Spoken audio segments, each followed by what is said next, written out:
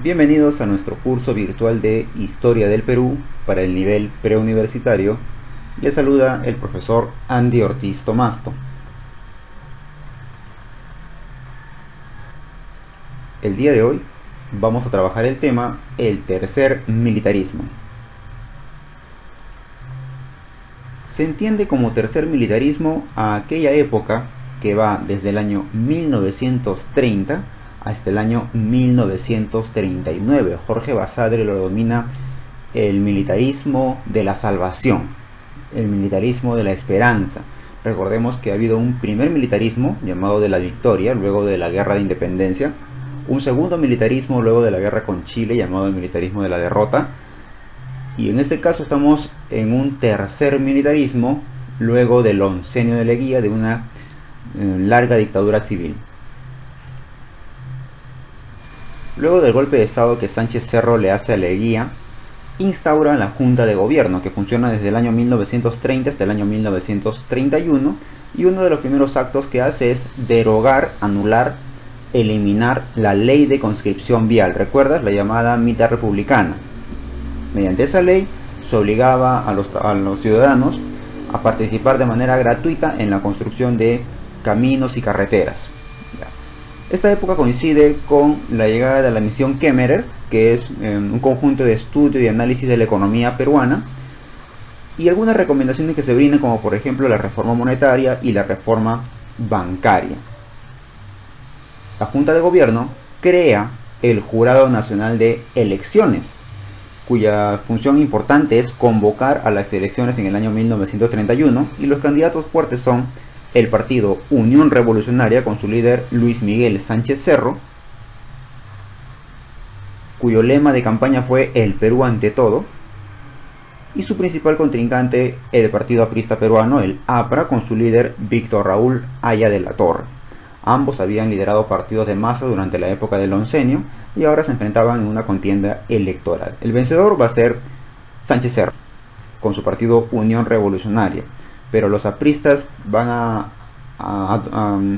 decir que estas elecciones fueron fraudulentas, por lo tanto no van a aceptar a Sánchez Cerro y van a llamar a Víctor Raúl Haya de la Torre como el presidente moral del Perú.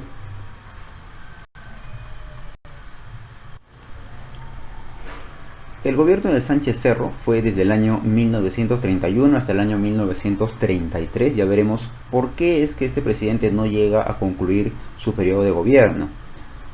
Inmediatamente cuando Sánchez Cerro entra al poder, promulga la ley de emergencia.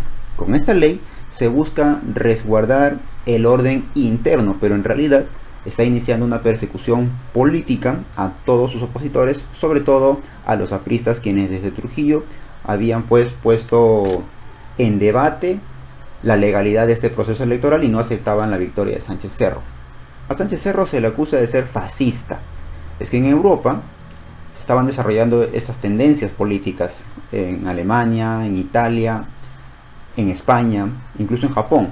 Y en el Perú Sánchez Cerro, pues, al parecer tenía cierta afinidad con esta tendencia política. Otra de las leyes que promulga Sánchez Cerro es la ley de votación femenina municipal, con el cual las mujeres ya pueden acceder al sufragio para elegir al alcalde.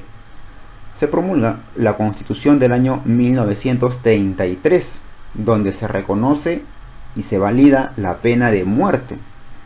Asimismo, se prohíben los partidos políticos internacionales. ¿Qué está ganando Sánchez Cerro con eso? Eliminar de la participación política al APRA, ya que el APRA había sido fundado en México y tenía pues una participación bastante internacional. Esto va a generar pues conflictos con este partido. Por ejemplo, en el año 1932, conocido como el año de la barbarie, los apristas van a inmiscuirse, van a interceptar cuarteles de varios oficiales y los van a asesinar. Por lo tanto, la reacción del gobierno va a ser enviar desde Lima un contingente militar para sacudir esa ciudad y poner orden. Toda la parte norte, toda la zona de Trujillo, había sido tomada por los apristas. Por lo tanto, con rudeza, Sánchez Cerro busca controlar y reinstaurar el orden anterior. Y eso lo va a conseguir, pero a un alto costo. porque cuando el ejército se encuentre con los apristas simplemente lo va a fusilar a diestra y siniestra. El levantamiento aprista del norte va a repercutir en varios lugares del Perú. En esa época, el 1 de mayo del año 1932, un grupo de peruanos solicita al Congreso que revisen el tratado Salomón-Lozano, ese tratado que había sido firmado con Colombia. ¿Por qué? Porque se habían apoderado del puerto de Leticia con apoyo de los militares. Entonces, Sánchez Cerro decide apoyar esta acción de la población para tomar la zona de Leticia. Y para eso se le encarga pues a un general muy conocido, muy amigo de Sánchez Cerro, que es el general Benavides, Óscar Benavides. Lamentablemente Sánchez Cerro comete un error estratégico y antes de iniciar la guerra ya con Colombia, propone un desfile militar, mostrando a Colombia, mostrando al mundo cuál es el armamento que tenemos, porque nosotros estamos seguros de que vamos a ganar esa guerra, ¿no? Eso fue en el hipódromo de Santa Beatriz. En esta imagen podemos observar cómo la gente apoya la medida que han tomado los pobladores de la zona fronteriza con Colombia de apoderarse del territorio de Leticia.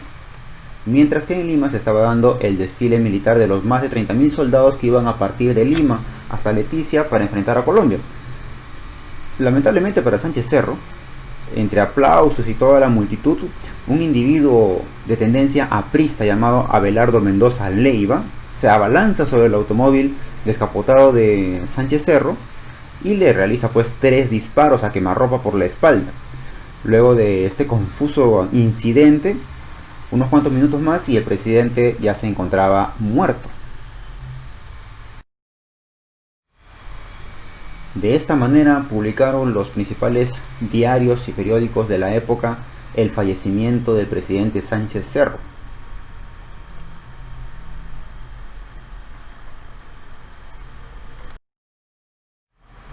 Tras el asesinato de Sánchez Cerro, asume el poder de manera provisional el presidente Óscar Benavides, quien va a gobernar desde el año 1933 hasta el año 1939. Ya veremos por qué es que concluye su gobierno, porque solamente tenía que terminar los años que le faltaban a Sánchez Cerro.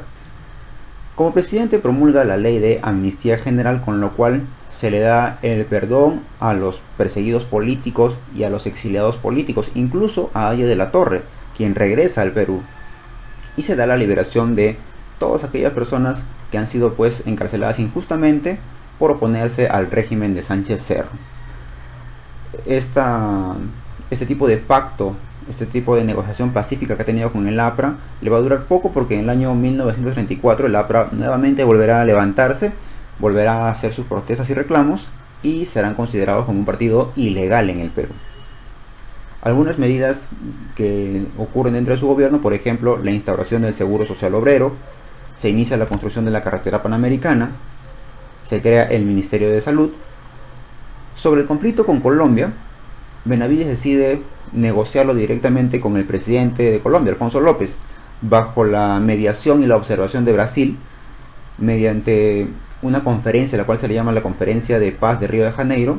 Se ratifica el Tratado Salomón-Lozano, con lo cual la zona de Santa Rosa le pertenecía al Perú, pero la zona de Leticia le seguía perteneciendo a Colombia. Las elecciones del año 36, quien va a tener la mayoría de votos y va a resultar ganador va a ser Luis Antonio Eguiguren, pero como este candidato es aprista, Óscar Benavides decide anular las elecciones y prorroga su mandato hasta el año 1939. Hoy también tenemos que trabajar el tema la primavera democrática. Se conoce como primavera democrática al periodo de la historia del Perú que abarca del año 1939 hasta el año 1948 e incluye a los gobiernos de Manuel Prado Ugarteche y José Luis Bustamante y Rivero. Para las elecciones del año 1939 los dos candidatos fuertes son Manuel Prado Ugarteche y José Quesada, este último del partido Unión Revolucionaria, pero Prado Ugarteche se llevará la victoria. Él va a gobernar desde el año 1939 hasta el año 1945 y va a tener el respaldo del Congreso, de los militares y de otros partidos políticos importantes. Por lo tanto, puede mantener todavía al APRA como un partido ilegal. Es decir, el APRA no puede participar en la vida política del país, pero sí el otro partido que en un momento también fue complicado para Leguía, el Partido Socialista. ¿Y por qué sí va a tolerar al Partido Socialista? Porque el gobierno de Prado Ugarteche coincide con un acontecimiento mundial, coincide con el desarrollo de la Segunda Guerra Mundial, donde el Perú juega un papel relativamente importante apoyando a los aliados, es decir, al bloque de Estados Unidos. Y el aliado de Estados Unidos en la guerra era la Unión Soviética, y el Partido Socialista tenía tendencia soviética.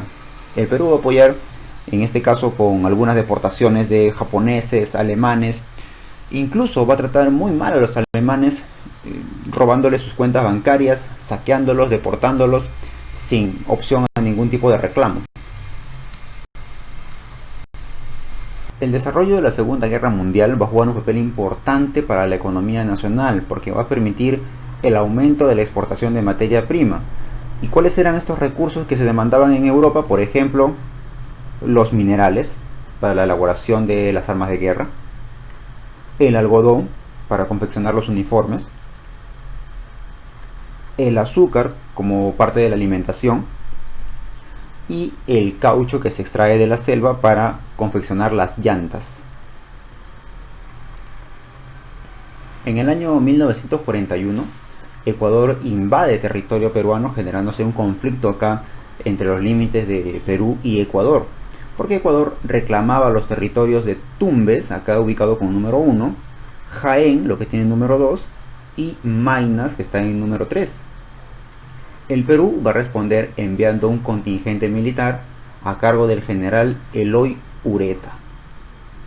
Lo más importante de toda esta guerra es el desarrollo de la batalla de Zarumilla, que nos deja a un gran héroe, que es José Abelardo Quiñones. Ya era destacado en la aviación peruana, pero en plena guerra pues su avioneta es impactada y él decide inmolarse, estrellándose contra una base ecuatoriana, y ha pasado a la historia del Perú, considerándose pues un héroe de la Fuerza Aérea Peruana.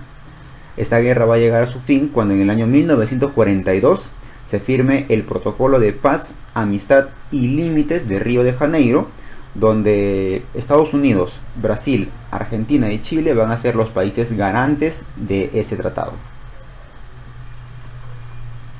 Para las elecciones del año 1945 se ha formado el FREDENA, Frente Democrático Nacional, que agrupa a varios partidos políticos e impulsan como su candidato a José Luis Bustamante Rivero, quien compite con el otro candidato fuerte, que es Eloy Ureta, un tipo de caudillo, ¿no?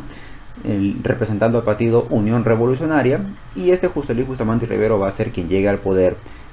Solo va a gobernar entre el año 1945 hasta el año 1948. Vamos a ver qué ocurre, el por qué no llega a culminar su mandato. En esta época va a ocurrir constantes rencillas y problemas, una lucha entre el poder ejecutivo, el presidente José Luis Bustamante Rivero, y el poder legislativo, porque la mayoría del Congreso estaba representado por el APRA. Sumado a eso, se acusa al APRA de fomentar una revuelta, una sublevación de la Marina de Guerra en el Callao, con lo cual el APRA va a ser considerado pues un partido ilegal, un partido fuera de la ley. Más adelante se considerará que no fue así, que el APRA no participó, pero para esta época el APRA va a ser considerado un problema para el gobierno.